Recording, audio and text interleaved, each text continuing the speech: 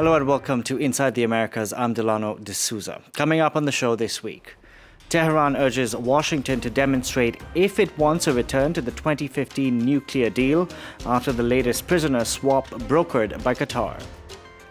United Auto Workers Union says it's preparing for more industrial action in the United States, but the US's big three car makers is warning of layoffs to come. And India tells its citizens traveling to Canada to be careful. The warning comes as tensions between the two countries sinks to fresh lows after Ottawa accused New Delhi of killing a Canadian citizen on its soil. We begin with our image of the week, and it's of one of the 5 U.S. citizens recently freed from prison in Iran embracing a loved one. Now, under the deal brokered by Qatar, 5 Iranians detained in the United States were also released. The agreement included the unfreezing of nearly $6 billion in Iranian assets.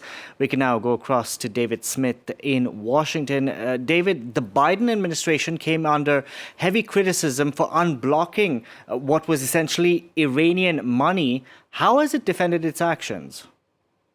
That's right. There was certainly criticism from Republicans over the idea that this is incentivizing future hostage-taking and rewarding Iran inappropriately. However, the White House got in early with its defense. First, it made the point, look, you don't get to pick and choose who you do these deals with on the international scene. Sometimes you have to make compromises.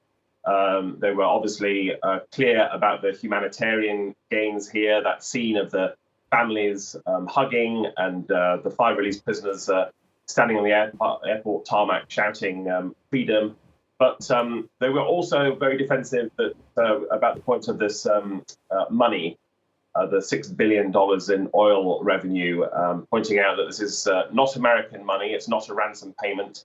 This is actually Iranian money that had been frozen in a South Korean bank account.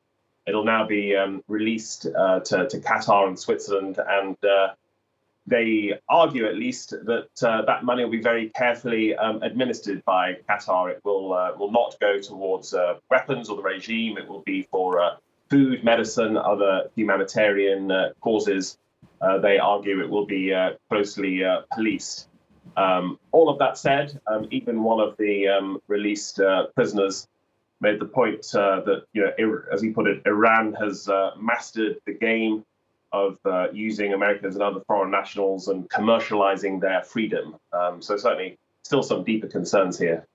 David, could this latest prisoner swap signal the start of better relations to come between the two sides, given that that nuclear agreement in 2015, which the United States walked away from subsequently under Donald Trump, remains in tatters?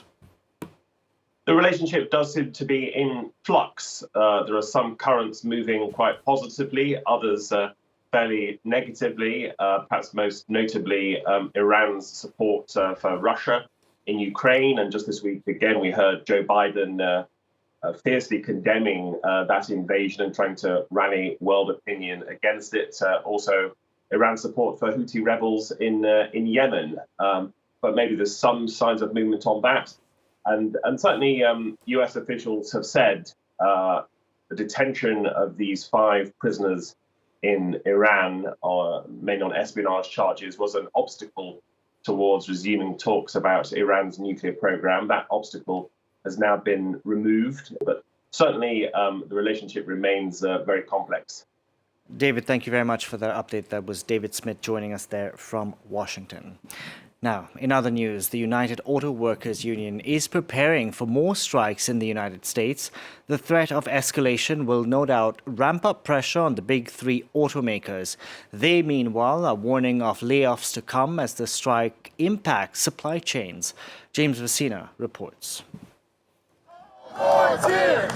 No more tears! After Ford, Stellantis and General Motors, there may be more to come. That's the threat put forward by the United Auto Workers, as the labour union hopes their strike will continue to gather pace in other factories, despite lengthy talks with the car-making companies. If we don't get better offers and we don't get down and take care of the members' needs, then we're going to amp this thing up even more. There is no excuse. These companies have made $250 billion in the last 10 years, $21 billion in the last 6 months alone. And our workers' wages and conditions have went backwards. The union is demanding double the 20% pay rise companies are offering over the next 4 years, saying it wants to match the 40% figure by which CEO pay went up over the past 4 years. Workers also want a shorter working week and fairer wages across jobs. Livable wage for everybody that works inside these plants. So some of my fellow union brothers that are working next to me making half of what I make, bring them up. You know, these bonus checks, we don't need bonus check. We need cost of living allowance. You know, we need to keep up with what's going on in the economy. Gas prices are high, food is high. The younger people that have come in, they have not, they don't have enough money to buy the product they make. It's the first time that workers are striking simultaneously at all three companies. And while less than 10% of UAW's 150,000 members are currently part of the walkout, they warn that the movement will grow if car makers don't shift.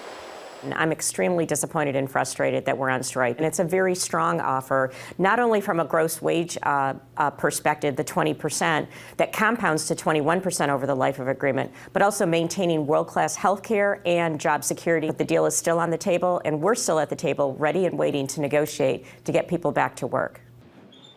Pressure is also on the president to help resolve the dispute, as what's become the most ambitious US labour action in decades is slowly making its way into politics. It could become a point of focus in the lead-up to the next presidential election. India has issued a travel warning for Canada. The latest move from New Delhi likely to ratchet up tensions with Ottawa even further. Relations between the two sides plunged to a new low after Canada's Prime Minister Justin Trudeau alleged India was behind the murder of a Canadian citizen on its soil. A day after his explosive allegations linking the Indian government with the murder of a Canadian citizen, Justin Trudeau tried to diffuse the mounting tensions with Delhi. The Canadian government says it wants to work with India in investigating the assassination of Sikh independence advocate Hardeep Singh Nijjar, who was gunned down in Canada in June. India has rejected the allegations of its involvement. Allegations of the government of India's involvement in any act of violence in Canada are absurd and motivated. In a tit-for-tat move, it expelled the Canadian High Commissioner, who declined to comment as he left the Indian Foreign Ministry. Earlier, Canada announced the expulsion of a top member of India's Foreign Intelligence Agency, who'd been serving as a diplomat. We will do everything we can to shed light on this issue. Secondly, we will protect Canadians at all times. And thirdly, we will protect Canadian sovereignty. And that's also why today I expelled a top Indian diplomat from Canada. Hardeep Singh Nijjar was wanted by the Indian authorities for terrorism as a strong advocate for an independent Sikh homeland in India's Punjab region. India accuses Canada, which is home to a large Sikh diaspora, of sheltering extremists who threaten India's sovereignty and territorial integrity.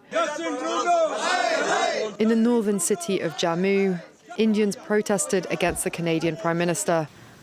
The spat between the two countries threatens trade ties too, with talks on a proposed deal suspended last week, following tense talks between the Indian and Canadian Prime Ministers at the G20 summit. Now, a wall nicknamed the Wall of Shame is being demolished in Peru's capital. Since the 1980s, the structure separated a wealthy district, La Molina, from poorer ones. It was initially put up to protect against terrorist action in the midst of internal conflict, but was extended to prevent the illegal occupation of land. Last year, the Constitutional Court ordered its demolition, and work began this month. It's no surprise the decision is perceived differently on either side of the wall. France 24's correspondents on the ground filed this report. At the weekend, in this poor district of Lima, perched on the hillside, neighbours gather together with tools in hand. Their aim is to destroy the so-called Wall of Shame, dividing them from wealthy neighbourhoods.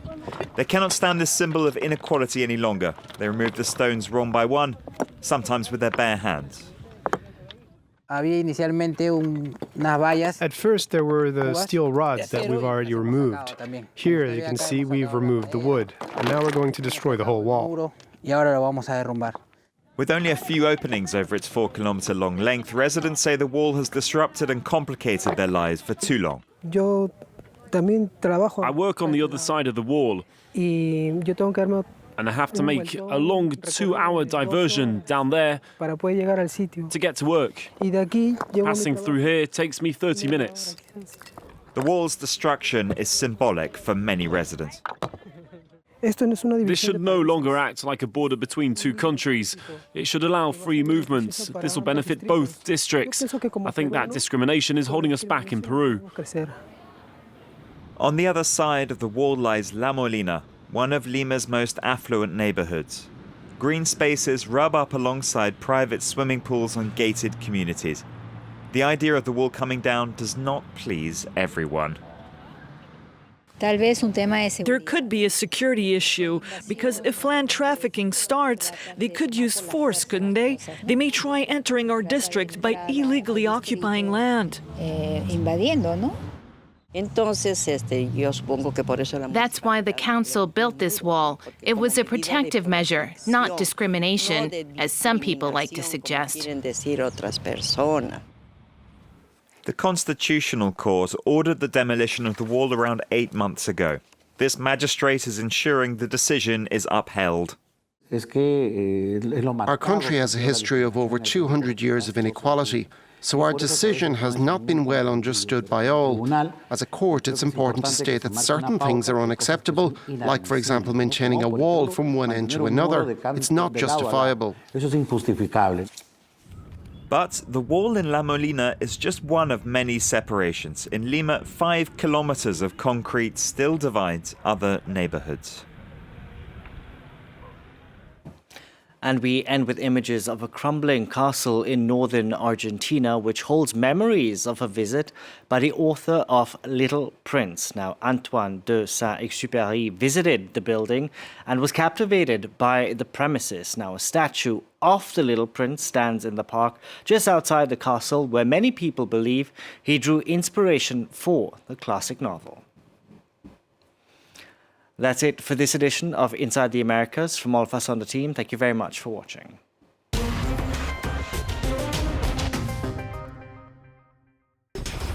From North to South Africa, from Bamako to Nairobi, from Accra to Mogadishu. Bringing you all the political, economic, cultural and social news from Africa for a better insight into an ever-changing continent. Across Africa, presented by Georgia Calvin-Smith on France 24 and France24.com.